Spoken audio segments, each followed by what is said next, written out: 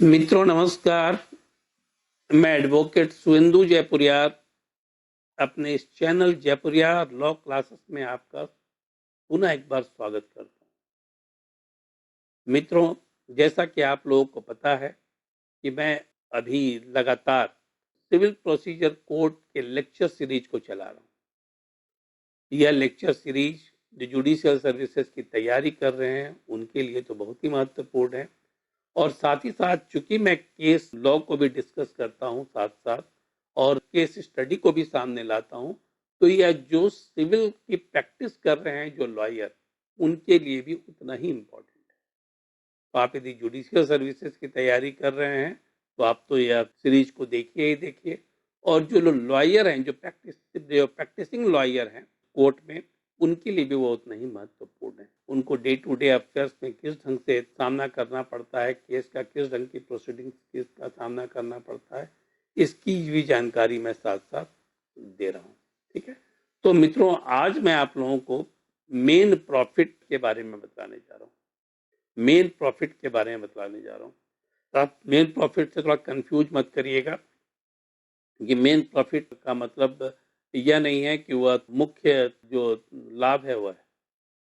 Main profit का spelling जो है वो थोड़ा डिफरेंट है। ये मेन प्रॉफिट का स्पेलिंग है MESEN, जिसको क्या आप ऐसे सिंपल टर्म में पढ़ेंगे तो यह मेसने होगा।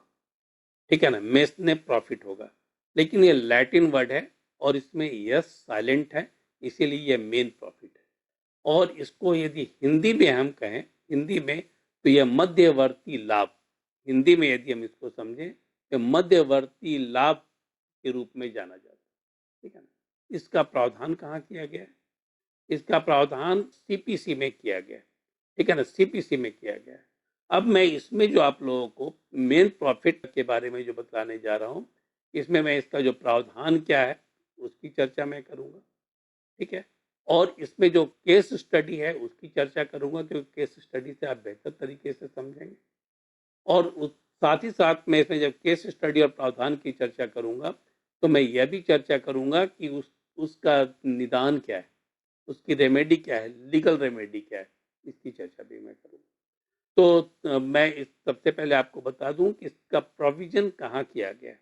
ठीक है ना, प्रोविजन की मैं बात करता हूं तो सिविल प्रोसीजर कोड के सेक्शन 2 के सब सेक्शन 12 में, सब सेक्शन 12 में यह मेन प्रॉफिट का प्रोविजन किया गया। ठीक है, और यह उसको एक्सप्लेन किया गया, उसको एक्सप्लेन किया गया। मैंने आप लोगों को पिछले वीडियो में बतलाया था कि यदि आप सीपीसी को बेहतर तरीके से समझना चाहते हैं तो सेक्शन 2 को आप जरूर पढ़िए और उसको समझने की कोशिश करिए।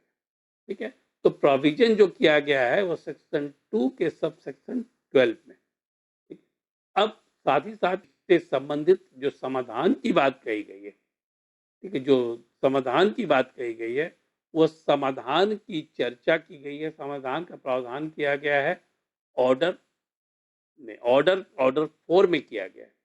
क्योंकि यदि कोई समाधान चाहिए तो हमें शूट करना पड़ेगा सूट को, तो इससे संबंधित जो सूट को फाइल करना है उसकी चर्चा ऑर्डर 4 में की गई है। और इससे संबंधित जो डिक्री पास होता है कोर्ट के द्वारा, जो डिक्री पास होगा, डिक्री में क्या क्या आएगा, क्या क्या डिक्री में तत्व होंगे, इसकी चर्चा की गई है ऑर्डर 20 के रूल 12 में, ऑर्डर 20 के रूल 12। तो मित्रों आप जब मेन प्रॉफिट को पढ़ते हैं तो उसमें सीपीसी के सेक्शन 2 सबसेक्शन 12, ऑर्डर, सीपीसी का ऑर्डर 4 और सीपीसी का ही ऑर्डर 20 रूल 12 को आप जरूर तीनों को साथ साथ पढ़ें। यदि तीनों को साथ साथ पढ़ेंगे तो काफी चीजें आपको क्लियर हो जाएगी। तो सबसे पहले मैं आपको इसके डिफिनीशन पर आता हूं जो सीपीसी में दिया गया है। ठीक है ना, सीपीसी में दिया गया है। सीपीसी में जो डिफाइन किया गया है उसको मैं सबसे पहले पढ़ देता हूं, फिर मैं उसको एक्सप्लेन करूंगा। इसमें क्या कहा गया है? Main profit of profit. ठीक है ना, main profit, profit of property, property means those profit, ठीक है ना, those profit which the person in wrongful possession of such property actually received or might with ordinary diligence have received therefrom, ठीक है ना, therefrom, together with interest on such profit, ठीक, but shall not include profits due to improvement made by the person in wrongful possession। ये इसमें तीन चार चीज आती है। पहला तो है कि मेन प्रॉफिट की जब हम बात करते हैं तो वह किसी प्रॉपर्टी से ही जो प्रॉफिट आता है उसकी बात करते हैं, हम बिजनेस की बात नहीं कर रहे हैं, किसी प्रॉपर्टी से जो प्रॉफिट आता है उसकी बात कर रहे हैं। तो पहला चीज क्या है कि इसमें प्रॉपर्टी होनी चाहिए, ठीक है ना, प्रॉपर्टी होनी चाहिए, और प्रॉपर्टी से जो आप प्रॉफिट कमा रहे हैं वहां पर उसकी बात आती है। लेकिन प्रॉफिट कैसा, यदि जेन्युइन प्रॉफिट कमा रहे हैं तो यह मेन प्रॉफिट तो नहीं होता है। तो यहाँ पर दूसरी बात जो कही गई है इसमें कि रॉन्गफुल पोजीशन से जो आप प्रॉफिट कमाते हैं वह मेन प्रॉफिट है। मतलब कि आप उस पे जो ऑक्यूपाई किए हुए हैं रॉन्गफुली उस प्रॉपर्टी को, और उससे जो आप प्रॉफिट कमा रहे हैं वह मेन प्रॉफिट है। और उसके साथ साथ उससे जो आप उस प्रॉफिट का इंटरेस्ट भी जो आप ले रहे हैं वो भी मेन प्रॉफिट है, ठीक है ना, वह भी मेन प्रॉफिट है। लेकिन इसमें एक बात और भी कही गई है कि यदि आप उसमें कुछ इम्प्रूवमेंट करते हैं, और उससे कुछ आपको प्रॉफिट होता है तब वह मेन प्रॉफिट में नहीं आता है। तो तीन चीजें आई इसमें। पहला तो है मेन प्रॉफिट का सबसे पहला चीज क्या होना चाहिए, वो तत्व क्या है, वह है प्रॉपर्टी। दूसरा क्या होना चाहिए कि रॉन्गफुल पोजीशन से कमाया गया प्रॉफिट, रॉन्गफुल उस प्रॉपर्टी पर रॉन्गफुल पोजीशन हासिल कर कर उससे कमाया गया प्रॉफिट और इंटरेस्ट। तीसरा इसमें क्या है, यदि आप उसमें कुछ इंप्रूवमेंट करते हैं और उससे कुछ इनकम होता है तो यह मेन प्रॉफिट का पार्ट नहीं होता है।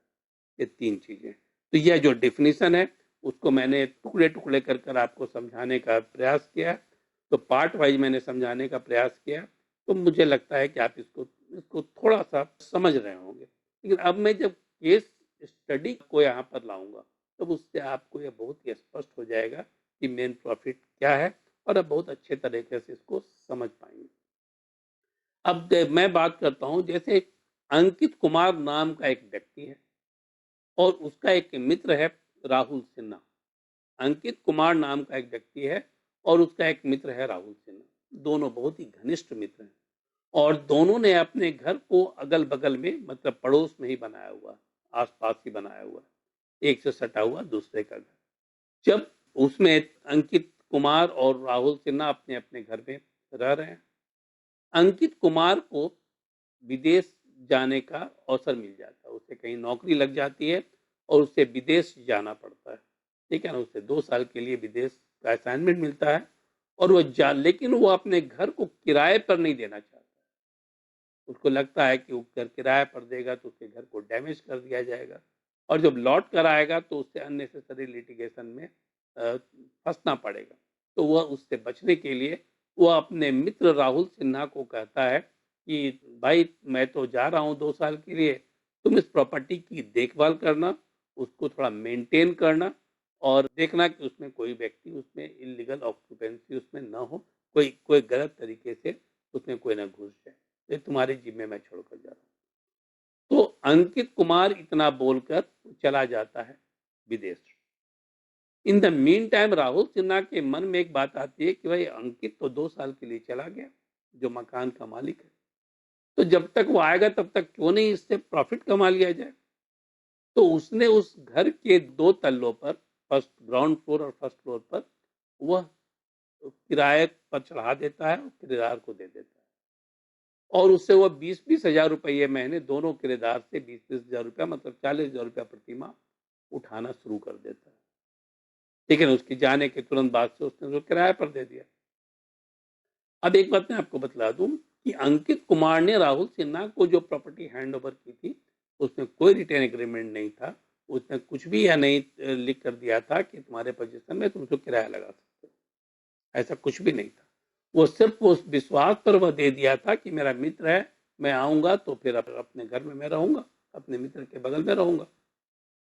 जब 2 साल के बाद अंकित कुमार लौट कर आता है तो वो क्या देखता है कि उसके घर पे किराया लगा हुआ है, ठीक है ना, किराया लगा हुआ है।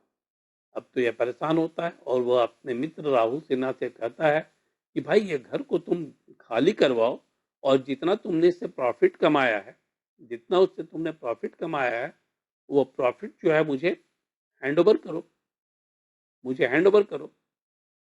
अब क्या है, राहुल सिन्हा इनकार कर देता है प्रॉफिट को देने। राहुल सिन्हा जो है प्रॉफिट को देने से इनकार कर देता है और उसके पोजीशन भी वह नहीं देता है, पोजीशन भी नहीं देता है घर का और प्रॉफिट भी नहीं दे रहा है।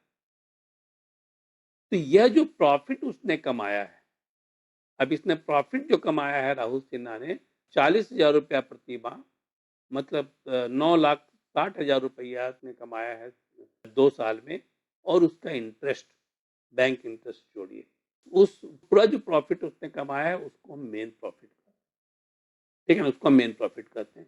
अब दूसरा पार्ट इसमें जो यहाँ कहा गया है सेक्शन 2 के सब सेक्शन 12 में, कि यदि उसने कोई इम्प्रूवमेंट किया है, उसने कोई इम्प्रूवमेंट किया है और उससे उसको यदि कुछ फायदा हुआ है, ठीक है ना, उससे उसको कुछ फायदा हुआ है, तो वह मेन प्रॉफिट का पार्ट नहीं होगा। तो इम्प्रूवमेंट क्या, अब राहुल सिन्हा ने क्या किया है, राहुल सिन्हा ने क्या किया है कि जो अंकित कुमार का घर था उसको किराए पर तो लगा ही दिया, ठीक है ना, किराए पर लगा ही दिया, और उसने एक शेड डालकर और अपना डेयरी फार्म खोल दिया, 10 गाय को रख दिया। उसने यहाँ पर इम्प्रूवमेंट कराया है उस प्रॉपर्टी का, वहां पर कहीं पर जो उसने कुछ डेवलपमेंट किया है और उससे वह प्रॉफिट कमा रहा है, तो वह मेन प्रॉफिट का पार्ट नहीं हो सकता है। अंकित कुमार उस प्रॉफिट को क्लेम नहीं कर सकता क्योंकि वह मेन प्रॉफिट नहीं। ठीक है, क्लियर है? तो जो डेफिनेशन में वह चीज क्लियर हो गई। अब मैं आता हूं कि अब अंकित कुमार क्या करेगा। अंकित कुमार तो फंस गया, वो तो अपने मित्र पर विश्वास कर फंस गया। तब ऐसी स्थिति में वो रिकवरी सूट फाइल करेगा, ठीक है ना, रिकवरी सूट फाइल करेगा। वो ऑर्डर 4 के तहत रिकवरी सूट फाइल करेगा कोर्ट में। ये रेमेडी है। इसकी रेमेडी क्या है ये भी मैं आपको साथ साथ बता रहा हूँ। मेन प्रॉफिट का प्रॉब्लम यदि आता है तो इसकी रेमेडी, तो उसमें वह जो है वह ऑर्डर 4 के तहत वो सूट फाइल करेगा, recovery suit with claim of main profit with interest. मतलब जो रिकवरी सूट फाइल किया उसमें साथ साथ वह यह भी कहेगा कि जो उसने प्रॉफिट कमाया है, जो उसने प्रॉफिट कमाया है 2 साल में, और उस पर जो इंटरेस्ट अर्न किया है, उस पूरे का फायदा मुझे मिलना चाहिए क्योंकि मैं उस प्रॉपर्टी का लीगल ओनर हूं। कोर्ट सुनवाई के बाद जो आदेश पारित करेगा उसको हम जजमेंट देगा, जजमेंट के बाद जो डिग्री पारित करेगा, जो डिग्री पास करेगा, उसकी चर्चा की गई है ऑर्डर 20 के रूल 12 में, ठीक है ना, ऑर्डर 20 के रूल 12 में, जिसमें वह पहला तो कहेगा कि अंकित कुमार के फेवर में जो यह ऑर्डर आएगा तो उसमें वह कहेगा राहुल सिन्हा को यह पहला आदेश हो जाएगा कि आप उस जो इलीगल पोजीशन आपका है, रॉन्गफुल पोजीशन है, उसको आप हैंड ओवर करिए अंकित कुमार को, जो इसका असली मालिक है। ठीक है ना, यहाँ पर अंकित कुमार क्या है, वो प्लेंटिफ है क्योंकि उसने रिकवरी सूट फाइल किया है। राहुल सिन्हा कौन है, डिफेंडेंट है। तो अंकित कुमार के फेवर में, प्लेंटिफ के फेवर में डिग्री पास होगा जिसमें डिफेंडेंट राहुल सिन्हा को यह आदेश दिया जाएगा कि वो आप खाली करिए और वो जो हैंड ओवर करिए जो आपने रॉन्गफुल पोजीशन रखा हुआ है। दूसरा आदेश क्या पारित होगा कि जो आपने रॉन्गफुल पोजीशन से जो प्रॉफिट कमाया है, जो मेन प्रॉफिट है, उस प्रॉफिट को इंटरेस्ट के साथ, बैंक इंटरेस्ट के साथ आप अंकित कुमार को हैंड ओवर करिए, अंकित कुमार को वो प्रॉफिट का पूरा पैसा दीजिए। तीसरा क्या है, उसके ऊपर पेनाल्टी लगाई जा सकती है, ठीक है ना, पेनाल्टी लगाई जा सकती है, केस का कॉस्ट इंपोज किया जा सकता है। तो मित्रों, इस ढंग से जो रॉन्गफुल पोजीशन है और जो मेन प्रॉफिट है, उसका फायदा जो असल मालिक है उसको रिकवरी सूट के द्वारा मिलता है। तो आज मैंने आप लोगों को बताया कि मेन प्रॉफिट क्या है, इसको सीपीसी में कैसे डिफाइन किया गया है और उसको मैंने किस ढंग से सिंपल तरीके से आप लोगों को एक्सप्लेन किया। ठीक है। उसके साथ साथ इसमें केस स्टडी क्या है ये भी मैंने आप लोगों को बताया कि जो उसका एक्शन क्या है, कॉज ऑफ एक्शन क्या है वह मैंने आप लोगों को बताया, कहाँ पर व्यक्ति एग्रीव्ड है और उसकी रेमेडी क्या है। ठीक है ना, उसकी रेमेडी क्या है। तो रेमेडी की बात ऑर्डर 4 और ऑर्डर 20 के रूल 12 में की गई है।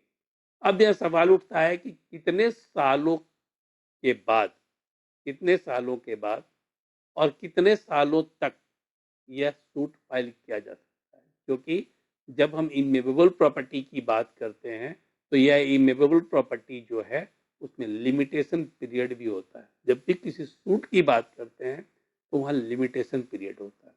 तो रिकवरी सूट की जब बात करते हैं तो जब कॉज ऑफ एक्शन है उसके बाद से 3 साल की अवधि तक यह आप सूट फाइल कर सकते हैं।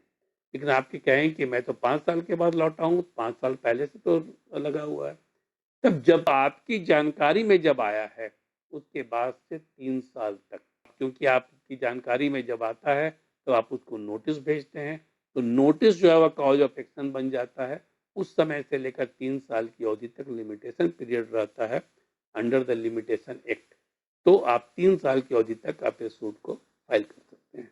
तो मेरे ख्याल से मेन प्रॉफिट के सारे तत्वों को, डिफिनीशन, एक्सप्लेनेशन, ठीक है ना, उसका जो केस स्टडी और उससे संबंधित जो रेमेडी है और उसका जो लिमिटेशंस हैं, इन सारी चीज़ों को आप उम्मीद है समझ चुके होंगे पूरी तरह से और आप संतुष्ट भी होंगे। यदि आपको ये समझ में नहीं आया तो आप हमें चैट बॉक्स में जाकर अपने कमेंट को लिखें कहाँ पर आपको दिक्कत है। मैं कोशिश करूंगा कि आपको उसको बेहतर तरीके से समझा सकूं।